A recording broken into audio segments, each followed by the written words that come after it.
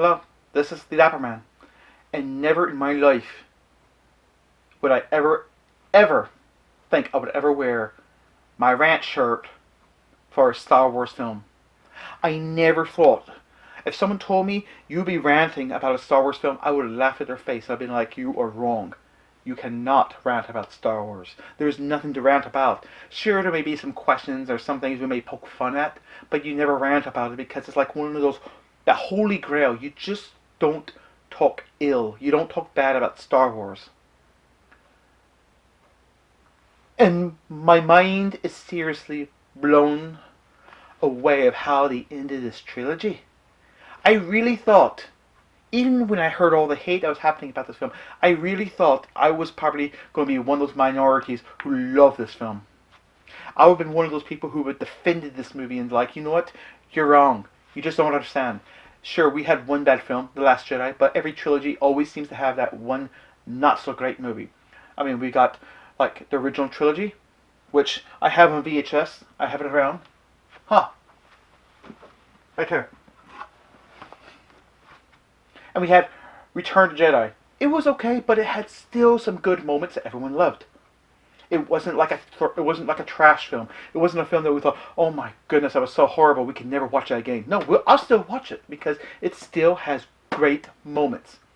Sure, everyone got a little kumbaya at the end and got all peace, love, and everything else, but it was still, you had to know how to end the film, and it was hard when you get a film that was so unexpected, so great, to end it. So we ended it like that. When we got the prequel trilogy, we had Attack of the Clones, which is, I think, my least favorite, and I think maybe some other people's least favorite. You can't help but you watch it and you're like, oh, that was okay.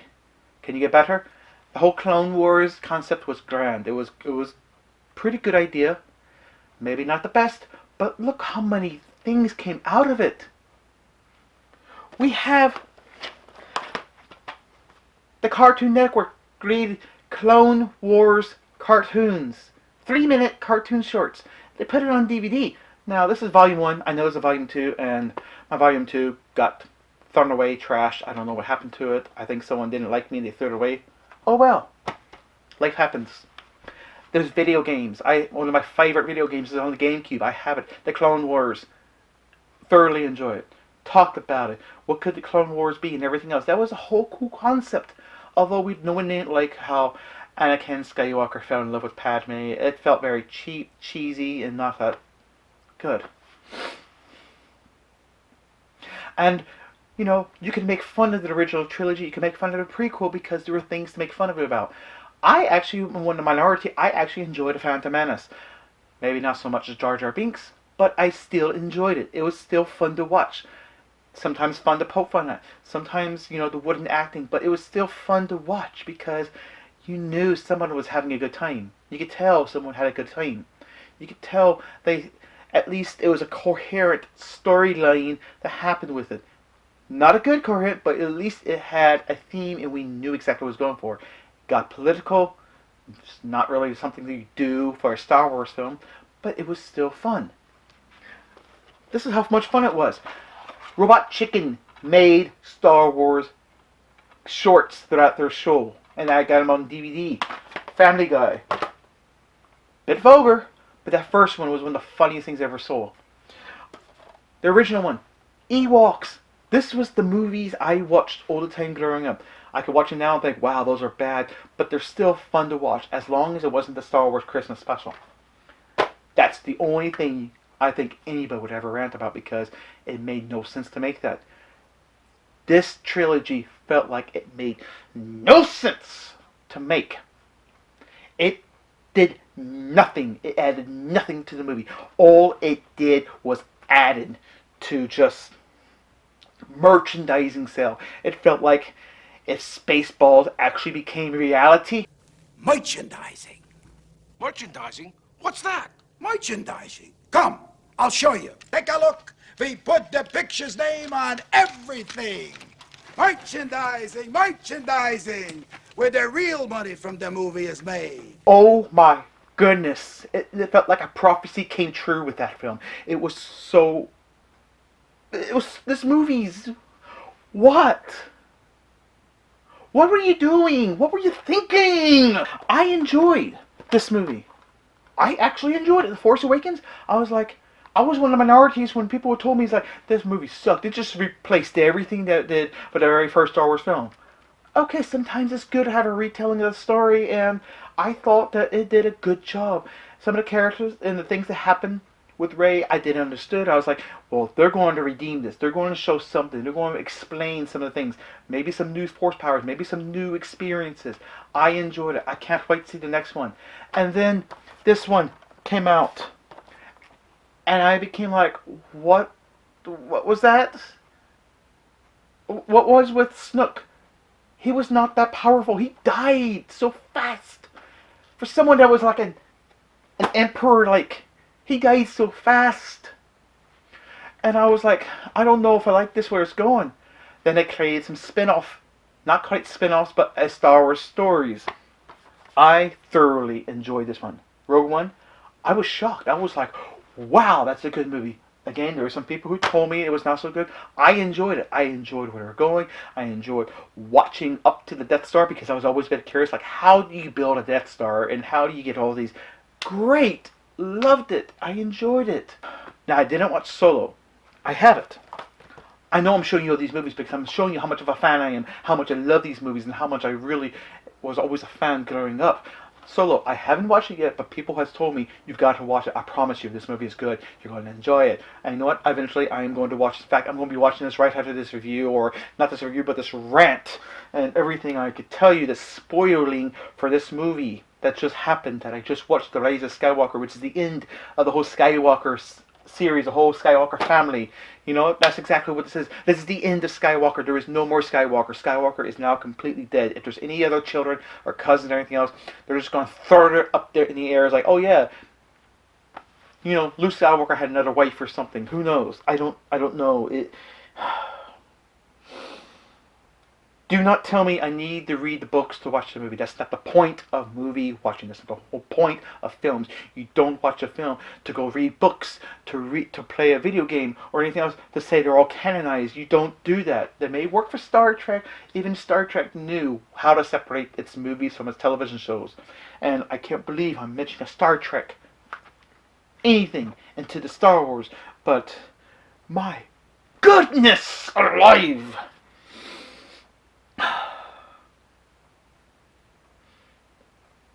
Why don't you just make a Lego Star Wars movie? You know you want to do it.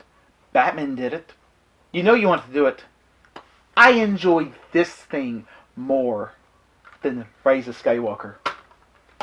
Now, as I said in my review / thoughts or anything like that, yes, it had great visuals. It had great score. It had some great moments here and there, but the great moments do not add up to an incoherent storyline when you do not know exactly what it is you're trying to get a point across. Case in point. I'm spoiling it, okay? This is spoiling, okay? This is it. So, I didn't spoil anything until right now, so if you didn't know about the title, it said spoiler. This is a spoiler, okay? I've already talked about like 10 minutes worth of this, and I haven't gotten to the movie because I'm so upset. I don't want to get upset. I don't want to get angry. I've never been angry in a Star Wars film, but this one really just set me over because it answered none of the questions. It had so many questions. Like, the whole Finn story. What was the point of that? When they talked about how Finn came across another stormtrooper who went rogue and said they were all once children that was stolen to be trained as stormtroopers. You mean you're just killing all of your orphan brothers and sisters or anyone else who was stolen? How does that make you feel now? I mean, seriously, when someone tells you that you were all stolen, not just himself, because now it just revealed that he was actually stolen and he was raised up in this, I guess we would call it a Nazi-like style. So I guess you were a child and you grew up and you were taught how to become this murderous soldier for the Empire, and that every one of you has been stolen away and became this hate, anger-filled soldier fighting for an empire you don't care for. You're telling me every stormtrooper, that's exactly what you are, and you killed everyone else, and you feel no regret, like, hey, you know what? your decision. You made the bad choice, so I'm going to kill it. What? What? The Empire coming back. You don't need the Empire coming back, and he's a zombie-like character that was attached with so many devices. Like, I know there's a movie reference of another movie reference inside there, and it felt like, I don't know, was I watching something like Dark City where you had all of these tubes attached to you, like this Terminator thing? In fact, that's exactly. Now I'm thinking about it. Oh my goodness, it felt like this was like Terminator Genesis all back over again. When I watched Terminator Genesis, or the last Terminator movie I just watched, I can't even remember because it was so bad. It felt like it did that. It felt like everything that happened in previous films meant nothing. It was throwing it out the window. Luke Skywalker in the last film, he threw away a lightsaber, and then he grabbed the lightsaber and said, "You shouldn't be, that's no way to treat a lightsaber. That's no way to treat a weapon of a Jedi." Are you kidding me right now? Are you kidding me? You mean you threw that away and then you just come up with like this saying after you come as this return of like this ghost of a Jedi and like, well, I was wrong back then. What? No, you didn't. You could. You know what happened? This is what happened in like the original Star Wars. You would have stood beside him and you would have told Rey before she threw the lightsaber into the fire, like, you may want to think about that before you think. You're going to throw away your training, you're going to throw away. But she, you know what? She never had much training, so how does she knew all this? You have gave her a compelling question that would have stopped you from asking yourself a question about, do you want to be a Jedi or do you want to be a Sith? That's exactly what Ben Kenobi would have done. He would have not come out of fire and actually hold. Oh, that was the other thing. If you're a ghost now you can actually manipulate and control things into the physical world. The whole point of this ghost Jedi character is that you could not control anything once you become past from the physical world. But since you're now past from the physical world, you can still control things. How? How?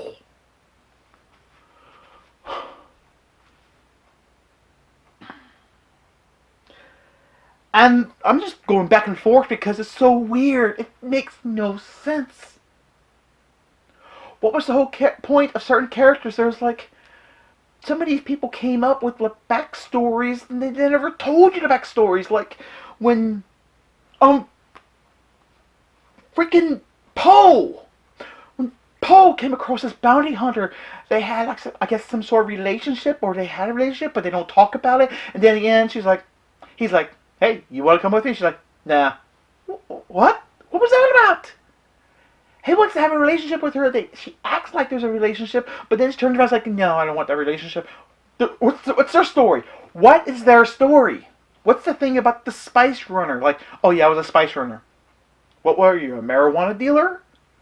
You did illegal spice? What happened? Tell me more of that. Oh, speaking of which, Finn had a question to ask, and he keeps saying that, "I have something to tell you," and he falls down to this sand pit. They're alive, but he never asks the question again. They bring it up, it's like, "Hey, what was that question?" "Not going to tell you." "Hey, what was that question?" "Not going to tell you." And he said that at the movie, and you're thinking at the end of the movie, oh, he's going to finally ask that question. They forgot. They completely forgot. They never fulfilled it. They never finished it off. What was you going to ask him? What are you going to do? What was the point of that? What was the point of saying, "I have something to ask you. I have something to tell you," and don't show anything what it could have been, what it was. Any discussion further was killed. The end kiss scene, that was so awkward. I felt icky. I heard someone in the theater like, "Ew." When I can't even think of their names because it's so angry and everything is coming together at once. When Kylo Ren and Rey, when they had that kiss scene, when she kissed him, it just felt weird. It felt awkward. I knew for a moment, for some reason, I had this gut feeling like, are they about to kiss? They look so. They're all of a sudden becoming intimate. What? What happened? How? How? How? Why are you kissing? He's such a murderous person. He is Joseph Stalin. He's killing all of his own people. And all of a sudden, this Joseph Stalin character who killed his own people, killed his, and just went on a murder rampage, killed his father, basically came close to killing his mother if possible. And they shared this kiss like he got redeemed.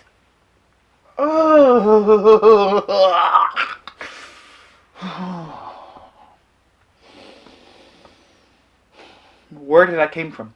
Where did her powers came from? How was she able to pull a ship from the sky? I'm not gonna swear. I almost came close to that. She pulled the ship from the sky, and she bolted lightning out. And he was pulling the ship. You know, it kind of made sense that he was pulling the ship because you knew he had years of training. He was trained under Jedi Sith masters. He was trained for years. She received no training, and she got these powers to become this god character.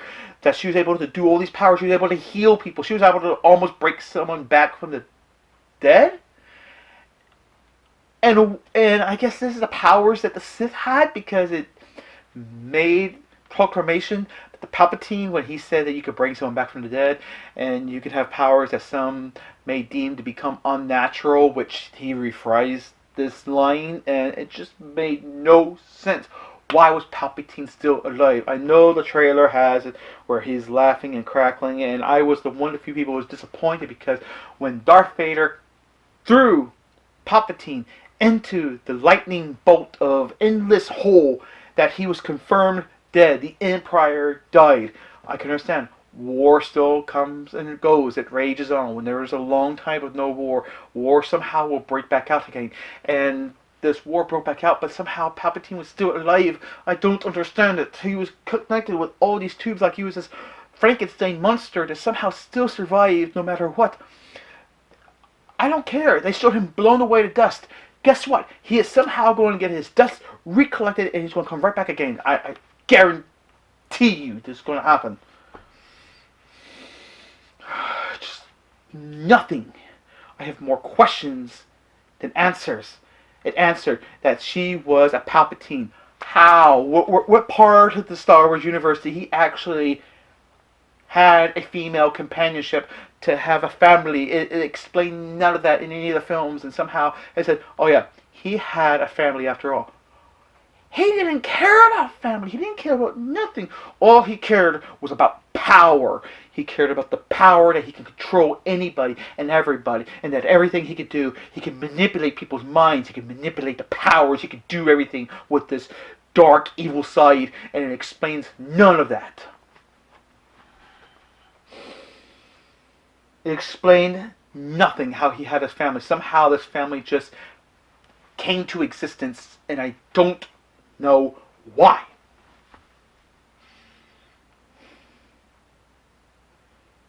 It didn't show much of Lando, which was quite disappointing because it just like showed him off, on, off, on, off, and then they end. And how did he get all those ships? How did he get everyone? How did he get everyone? Who was these people that he knew? Who? So many questions. Don't know. Doesn't make sense. Nothing in this movie made sense. Nothing. I don't understand it. I'm trying to. I'm trying. And I don't know why.